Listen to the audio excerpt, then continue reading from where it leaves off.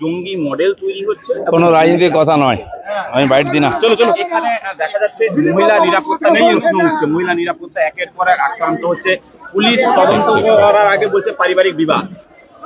দাদা, মহিলাদের বলছে পারিবারিক বিবাদ নেই, পুলিশ বলার আগে, তদন্তের আগে। মুখ্যমন্ত্রী মজার ব্যাপার দেখুন, যারা বলছিলেন যে মব লিঞ্চিং হচ্ছে, গণপ্রহারে মৃত্যু হচ্ছে সারা দেশে, আমাদের সরকার তার জন্য আইন করেছে।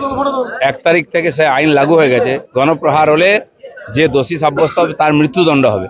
আজকে টিএমসির লোকেরা সব জায়গায় গণপ্রহার করছে, সমাজ বিরোধীরা, তাদের ফাঁসি হওয়ার ভয়ে এখন সে আইনের বিরোধিতা করছে টিএমসি, এবং তাদের চামচা উকিলগুলোকে কোর্টে দিয়ে হরতাল করাচ্ছে। এ সমস্ত সমাজ বিরোধী, আইন বিরোধী, পার্টিটাও তাই, তার লোকেরাও তাই। আজ যে আইন পাস হয়েছে, যারা বলতো আজকে তার বিরোধিতা কেন করছে, কারণ তারাই সমাজ বিরোধী রাজনীতি করছে, তারাই গণপ্রহার করছে, তারাই মব লিঞ্চিং করছে, আর বাংলার রাজনীতিকে রক্তাক্ত করেছে। এই আইন সবার গলায় ফাঁস দেবে। গণপিটুনি পাড়ায় পাড়ায় হচ্ছে। যারা দিল্লিতে ধর্ণা দিত গান্ধীজির সামনে, যারা হাতরাসের কথা বলতো, উত্তরপ্রদেশ বিহারের কথা বলতো, আজ তারা কোথায় গেল? সে বুদ্ধিজীবীরা কোথায়? সে মহিলারা কোথায়? আজ মব লিঞ্চিং, মহিলাদের রাস্তায় বিবস্ত্র করে মারা হচ্ছে, পেটানো হচ্ছে। এটা কোন সভ্য সমাজ? পৃথিবীর কোন সভ্য দেশ, গণতান্ত্রিক দেশ, স্বাধীন দেশে এই ঘটনা দেখিনি, যেটা পশ্চিমবাংলায় দেখছি। যে আইন হয়েছে, এখন সবাইকে সে আইনের সামনে দাঁড়াতে হবে। এই হিংসার রাজনীতি এবার বন্ধ হবে।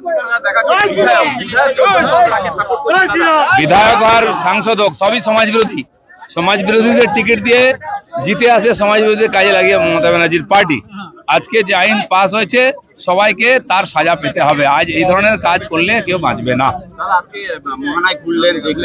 আমি কালকে রাত্রে দীঘায় এসেছিলাম, রাত্রে ছিলাম, তো সকালবেলা এলাম, একটু মহানাতে এলাম, সি বিচে। এখানে যে মাছের যে হোলসেল মার্কেট আছে, সেখানে এসেছিলাম। যারা মাছ বিক্রি করেন, যারা কেনেন, যারা মাছ ধরেন, এরকম এখানে হাজার হাজার লোক সকালে আসেন, রোজ রাত থেকে শুরু হয়।